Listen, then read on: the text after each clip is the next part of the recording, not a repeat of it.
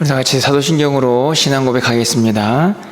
전능하사 천지를 만드신 하나님 아버지를 내가 믿사오며 그 외아들 우리 주 예수 그리스도를 믿사오니 이는 성령으로 잉태하사 동정녀 마리아에게 나시고 본디오 빌라도에게 고난을 받으사 십자가에 못 박혀 죽으시고 장사한 지 사흘 만에 죽은 자 가운데서 다시 살아나시며 하늘에 오르사 전능하신 하나님 우편에 앉아 계시다가 저리로서 산자와 죽은 자를 심판하러 오시리라.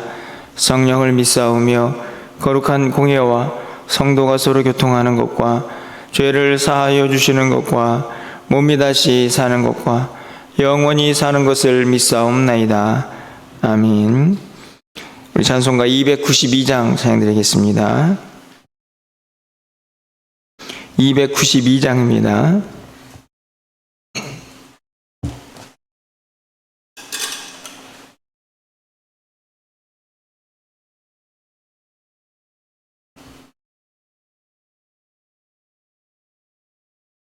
주 없이 살 수 없네 죄인의 구주여 그 귀한 몸의 피로 날 구속하소서. 구주의 사랑으로 헬리신 모혈이 내 소망 나의 위로 내 영광 됩니다. 주 없이 살 수 없네 나 혼자 못 서리 힘없고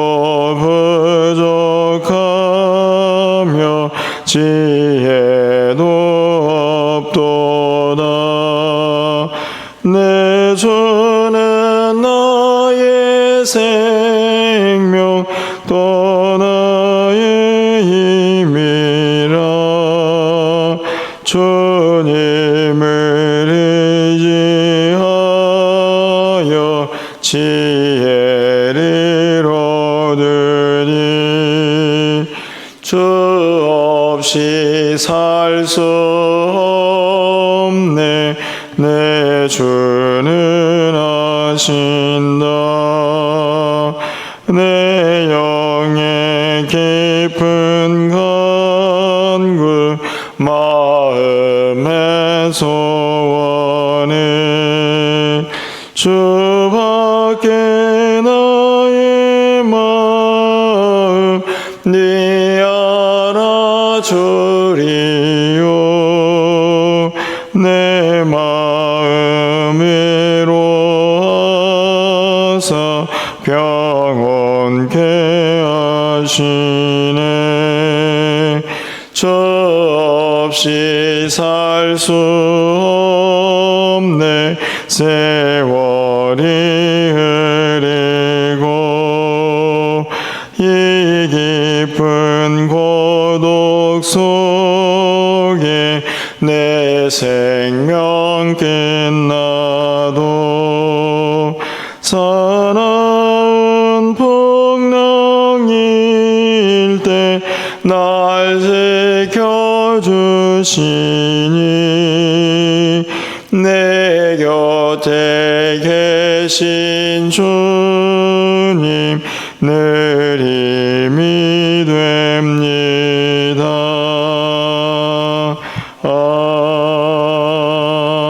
아멘. 하나님 말씀은 열왕기상 3장 16절에서 28절까지 말씀입니다.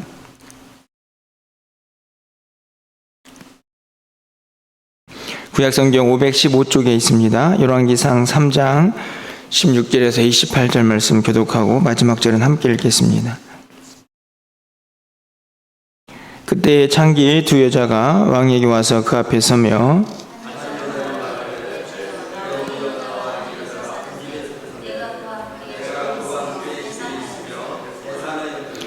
내가 해산한 지 사흘 만에 이 여자도 해산하고 우리가 함께 있었고 우리 둘 외에는 집에 다른 사람이 없었나이다.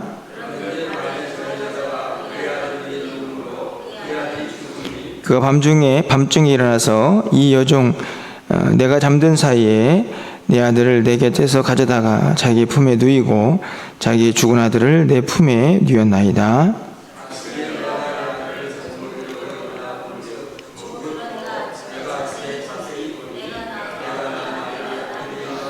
다른 여자는 이르되 아니라 산 것은 내 아들이요 죽은 것은 내 아들이라 하고 이 여자는 이르되 아니라 죽은 것이 내 아들이요 산 것이 내 아들이라 하며 왕 앞에서 그와 같이 쟁론하는지라.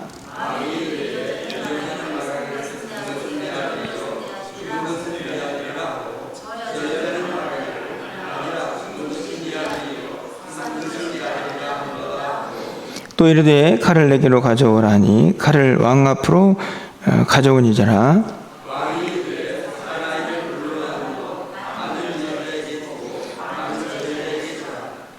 그 산 아들의 어머니 되는 여자가 그 아들을 위하여 마음이 불붙는 것 같아서 왕께 아뢰되 청하건대 내 주여 산 아이를 그에게 주시고 아무쪼록 죽이지 마옵소서 하되 다른 여자는 말하기를 내 것도 되게 말고 나누게 하라 하는지라.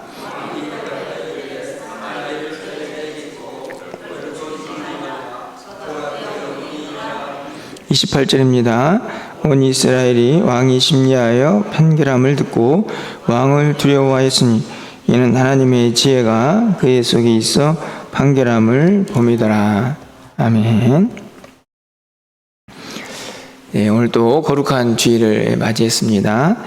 우리가 드린 모든 예배를 통해서 또 하나님의 기쁨이 되는 귀한 시간이 되시고 또 예배하신 은혜가 우리의 마음과 또 우리의 삶 가운데 늘 차고 넘치는 귀한 시간들이 되기를 간절히 축원합니다.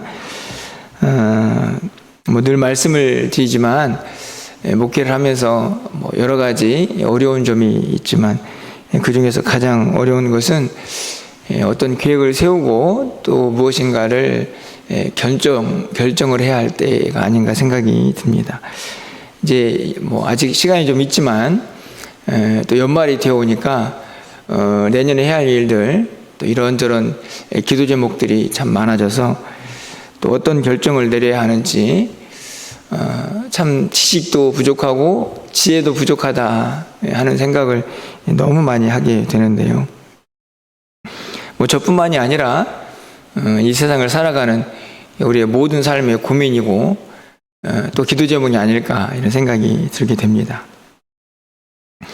솔로몬 왕의 이야기를 이제 계속 살펴보고 있는데 아마 솔로몬도 왕이 되어서 아마 가장 큰 고민이 그것이 아니었나 생각이 듭니다. 우리가 3장 후반부를 읽었는데 전반부에 가보면 솔로몬이 왕이 되어서 가장 먼저 한 일이 하나님께 제사를 드리면서 기도를 하게 되는데 그것은 뭐냐 하면 이스라엘 백성들을 어떻게 하면 잘 다스릴까. 그 다스리면은 여러 가지 것이 있겠지만 결국은 재판을 잘해서 지혜롭게 이 정치를 또 상황들을 헤쳐나가는 그런 일이 아니었을까 생각합니다. 그래서 가장 먼저 구한 것이 지혜였다 하는 것을 우리는 너무나 잘 알고 있습니다. 그리고 오늘 본문은 그 지혜를 구한 이후에 하나님께서 그에게 그것과 함께 지혜와 함께 부영화를 허락하시고 그리고 이어지는 첫 번째 사건이 바로 오늘 본문의 내용입니다. 너무나 잘 알고 있고 사실은 교회를 다니지 않는 사람들조차도 이 재판에 대해서는 한마디씩 하는 그런 유명한 이야기이기도 합니다. 오늘 본문에 나와 있는 이야기들을 너무나 잘 알고 있지만 좀 간단히 정리해 보면 한 집에 두 창기가 살고 있었고 이 창기는 사흘 간격으로 아이를 출산하게 됩니다. 나중에 낳은 어머니가 잘못해서 아이를 이제 죽이게 되죠. 그래서 나중에 이제 이 두 사람은 서로 산 아이를 가지고 내 아이다라고 하는 그런 상황 속에 놓여지게 됩니다. 분명 늦게 난 어머니가 잘못을 한 것이고 고집을 피우고 억지를 부리고 있는 것인데 서로 자기 아들이라고 하니, 산 아들이 자기 아들이라고 하니 이제 재판장에 서게 된 것이죠. 솔로몬이 조금은 엉뚱하고 끔찍한 판결을 내리지만 그 내용은 칼을 가지고 이 산 아들을 둘로 갈라서 반씩 나눠 갖는 것입니다. 사실은 지금 같으면 상상할 수도 없는 이야기죠. 아주 간단하게 누가 친모인지 친자인지 알 수 있습니다. 유전자 검사를 하면 요즘 같으면 금방 판결이 나올 수 있는 그런 사건인데, 그 당시에는 과학기술이 발달하지 않았으니 당연히 매우 어려운 판결이 아니었을까 생각이 듭니다. 결국은 이 왕의 이 판결 앞에 누가 진짜 어머니인가가 금방 드러나게 됩니다. 이 산자의 친모가 어떻게 자기 아들을 죽일 수 있습니까? 다른 부모에게 가더라도 이 아이는 살려야 되는 상황이죠. 그래서 산자의 친모는 그렇게 하지 마십시오, 이렇게 이야기를 하고, 이 거짓 말로 억지를 부리고 있는 이 가짜 어머니는 그렇게 하라고 이야기를 하면서 어차피 내 것도 될 거 아닌데, 내 아이도 아닐 텐데, 이러면서 이 왕이 하는 그 행위에 수긍을 하고 있는 모습을 보게 됩니다. 쉽게 누가 진짜 어머니인지 판결이 나는 모습이죠. 어떻게 보면 이제 모성애, 그것을 자극하고 결국에는 그 뜨거운 마음이 누가 진짜 어머니인가 하는 것을 분명하게 보여주고 있는 그런 판결이 됩니다. 이 이야기의 핵심은 무엇일까요? 이 지혜가 어디로부터 왔는가 하는 것입니다. 우리가 알다시피 이미 3장 전반부에서 솔로몬이 가장 먼저 구하는 것이 하나님께 지혜였다 하는 것을 우리가 알고 있고, 오늘 우리 16절도 본문을 보시면 그때에라고 시작을 하고 있습니다.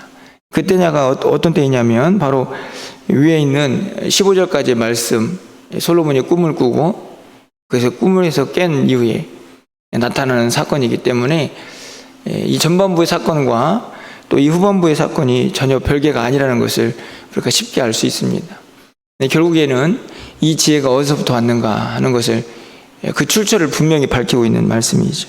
게다가 오늘 본문에 있는 28절 말씀을 보시면 온 이스라엘이 왕이 심리하여 판결함을 듣고 왕을 두려워하였으니 이는 하나님의 지혜가 그의 속에 있어 판결함을 봄이더라. 이 판결이 너무 놀랍고 탁월해서 아마 많은 사람들에게 두려움을, 경외감이겠죠, 그것을 일으킬 만한 그런 판결로 해석을 합니다. 그런데 그 이유가 무엇입니까? 하나님의 지혜가 솔로몬 속에 있었기 때문이다. 그러니까 이 판결의 결정적인 역할은 지혜인데 그 지혜가 하늘로부터 왔다, 하나님의 것이라는 것을 오늘 말씀은 분명하게 가르쳐주고 있습니다.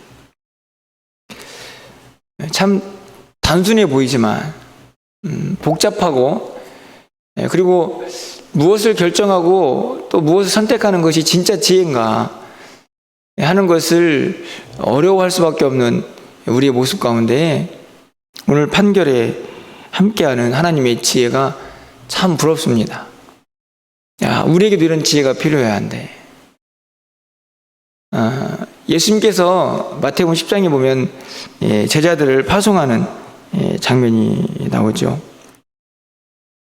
제자들을 세상에 파송하면서 이런 말씀을 하십니다. 내가 너희를 이리 가운데 양을 보낸 같다. 하나님, 예수님께서 얼마나 안타까우셨는지. 제자들이 가야 할 세상은 이리가 가득한 그런 세상. 그러면 사실 말씀이 너희는 뱀같이 지혜로워야 한다. 그러니까 이미 하나님의 사람들이 이 땅을 살아가는 매우 중요한 어떤 힘, 그것이 지혜에 있다. 뒤에 나오는 이제 순결도 있지만 사실은 어찌 보면 이 순결도 이 지혜가 있어야 지켜낼 수 있다 하는 생각이 들 만큼 이 약한 세상에서 지혜가 너무나 필요한 그런 시대를 살고 있습니다. 그런데 우리가 기억해야 할 것이 있습니다. 하나님께서 우리에게 어떤 약속을 하고 계시는가 하는 것이죠. 야고보서 1장에 있는 말씀, 너무나 잘 알고 있는 말씀이 우리에게 있습니다. 1장 5절 말씀에 너희 중에 누구든지 지혜가 부족하거든 모든 사람에게 후히 주시고 꾸짖지 아니하시는 하나님께 구하라. 그리하면 주시리라. 이렇게 말씀을 합니다. 성경은 너무 명백하게 우리에게 말씀하죠. 지혜가 부족한 세상, 그리고 지혜가 필요한 세상, 그 세상을 살아가는 방법은 지혜를 구하는 것이, 지혜가 있어야 하는 거죠. 하나님께서는 말씀을 통해서 그 지혜를 구하라. 그럼 하나님이 지혜를 주시겠다라고 분명히 약속을 하고 계십니다. 그렇다면 아주 명백하지 않습니까? 이 세상을 살아가는데 우리가 왜 어려워하고 있는가? 결국은 지혜가 없어서인데 지혜를 구하지 않기 때문이다. 이런 결론을 내릴 수 있습니다.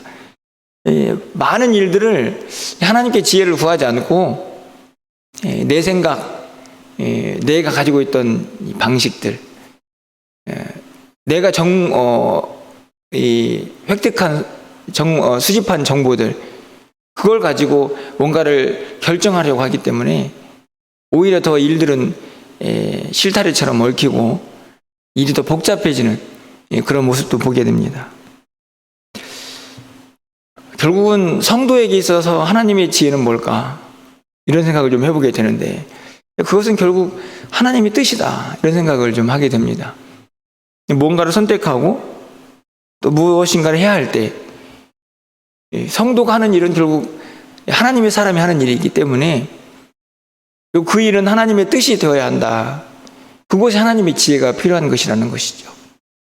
그런 의미에서 오늘 본문을 통해서 우리 모두가 내 생각, 내 방식, 내 고집이 아니라 하늘의 지혜를 통해서 하나님의 뜻을 이루어갈 수 있는 그런 성도의 삶을 살기 위해서 우리가 정말 구해야 할 것, 우리에게 정말 필요한 것이 무엇인가를 오늘 아침에 좀 깨달을 수 있는, 그리고 깨닫는 것으로 끝나는 게 아니라 그것을 매일매일의 삶에서 구하고 그리고 하나님의 뜻을 쫓아서 하나님 주신 지혜로 우리의 삶을 살아갈 수 있기를 소망해 봅니다. 오늘 본문에서 또 한 가지 우리가 좀 생각해야 할 것, 이 지혜가 정말 우리에게 필요한 이유가 있습니다. 그것은 바로 이 재판이 벌어지고 있는 이 상황 때문인데요. 오늘 본문에 보시면 이 문제를 가지고 이 솔로몬 왕 앞에 나온 이 여인들이 직업이 뭡니까? 뭐 직업이라고 하긴 좀 그렇지만 창기라고 되어 있습니다. 창녀인 거죠. 사실은 제가 이 말씀을 읽으면서 이런 생각이 듭니다. 왜 이 두 여인의 이 상황, 그들의 처지를 이 창기라고 표현하고 있을까? 사실은 어떻게 보면 굉장히 사회적인 약자일 수 있습니다. 저는 신기하기도 한데요. 뭐가 신기하냐면 이 창기들에게 왕 앞에 설 수 있는 이 재판의 기회가 주어진 그 자체가 신기합니다. 그렇지 않습니까? 뭐 그냥 창기니까 세상 사람들이 얼마나 무시하고 멸시했겠습니까? 그들이 가지고 있는 이 문제를 왕 앞에까지 가져갈 수 있는 기회가 있었다는 자체, 그것만 가지고도 저는 우리가 사는 세상과 좀 비교가 됩니다. 사실은 안타깝지만 우리가 어떤 재판을 하려고 해도 많은 물질이 필요하기도 하고 또 어느 정도의 물질을 투자해서 어떤 변호사를 선임하느냐에 따라 재판의 결과가 달라질 수도 있습니다. 그런 우리의 현실을 보면 저는 이 두 창기가 왕 앞에 선 것 자체만으로도 참 대단하다는 생각이 드는 것이죠. 그리고 이 두 사람 중에 한 사람은 억울해서 미칠 것 같은 그런 상황에 놓여 있습니다. 하루아침에 자기가 낳은 아들이 죽을 수 있는 상황인 것이고요. 아니면 다른 사람을 빼앗길 수 있는 그런 상황에 놓여 있습니다. 사실은 이 억울함을, 이 답답함을 어디에서도 해결할 수 없는 그런 위치에 놓여져 있는 것입니다. 그런데 이 사건이 솔로몬의 지혜로 아주 깔끔하게 해결되지 않습니까? 이 억울함이 해결이 되는 것이죠. 저는 하나님의 지혜가 이 시대에 더욱 필요한 이유는 바로 답답하고 억울하고 힘든 많은 사람들에게 이 지혜가 적용이 되어야 하기 때문입니다. 저는 바라기는 우리가 그런 사람들이 되어야 한다는 말씀이죠. 이 세상에 참된 지혜도 갖지 못하고 어디로 가야 할지 방향도 잘 모르고 자기 마음대로 살다가 이 땅의 수많은 사건과 또 상황 속에서 얽혀서 탈출구를 찾지 못하는, 어떻게 보면 이 진짜 산 아이의 어머니 같은 그 답답함을 간직한 사람들에게 누군가는 해답을 주고 지혜를 줄 수 있어야 한다는 말씀입니다. 저는 그런 자리에 하나님의 지혜를 가진 우리가 있어야 한다 하는 생각을 갖는 것이죠. 우리가 솔로몬처럼 어떤 판결을 내릴 수 있는 그런 위치에 있는 사람들은 아닙니다. 하지만 하나님께서 우리에게 주신 지혜, 또 무엇이 진짜 이 땅을 살아가는 힘이고 또 삶의 방식이어야 하는지를 우리가 이미 알고 있지 않습니까? 또 복음의 능력도 알고 있는 사람이니 더욱더 하나님의 지혜를 구해서 이 답답하고 억울함이 많은 사람들에게 이 하늘의 지혜로 그 답답함을 풀어줄 수 있는 그 자리에 우리가 서 있기를 소망해 보는 것입니다. 그래서 더욱 이 지혜를 구해야 하지 않을까 생각하는 것이죠. 간절히 바라기는 또 한 주간이 시작이 됩니다. 우리가 구할 것들 많이 있습니다.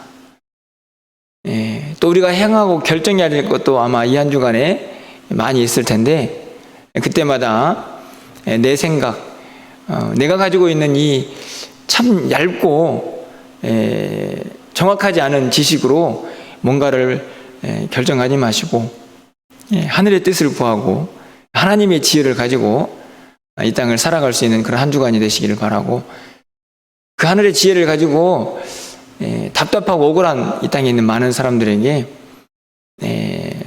기쁨을 주고 소망을 줄 수 있는 그런 자리에 우리 모두가 서 있고 그곳에서 쓰임을 받는 그런 한 주간이 되기를 간절히 소망합니다. 그런 은혜의 하루 또 한 주간을 우리 모두가 살 수 있기를 바라고, 그런 은혜를 덧입는 또 이런 복된 주일이 되시기를 주님의 이름으로 간절히 축원합니다. 기도하겠습니다. 하나님, 지혜가 참 부족합니다. 지혜가 너무나 필요한 시대를 살고 있지만 그 지혜가 부족하여서 또 우리는 이런저런 어려움을 경험할 때도 많이 있습니다. 그건 그렇게 하지 말았어야 했는데 후회도 생겨날 때도 있음을 고백합니다. 하나님, 오늘 말씀하신 것처럼 우리 모두에게도 이 땅을 살아갈 때에 하늘의 지혜가 함께하게 하셔서 그 지혜를 가지고 이 세상을 넉넉히 승리하며 살아갈 수 있도록 주께서 인도하여 주시옵소서. 하나님, 우리 모두에게 후회 주시고 꾸짖지 아니하시는 하나님의 지혜가 함께할 것을 약속하셨습니다. 하나님, 이 약속의 말씀을 붙잡고 우리도 매일매일 하나님의 지혜를 구하며 그 지혜로 이 땅을 살아갈 수 있는 하나님의 사람들이 다 될 수 있도록 주께서 역사하여 주시옵소서. 우리만 그 지혜로 또 이 어려운 세상을 살아가는 것이 아니라 힘들고 어렵고 억울한 답답한 인생을 살고 있는 많은 이들에게 그 하늘의 지혜를 선물할 수 있는 우리가 될 수 있도록 주께서 함께하여 주시옵소서. 그런 지혜를 덧입는 오늘 하루가 되게 하시고 또 한 주간의 삶이 될 수 있도록 주께서 역사하여 주시옵소서.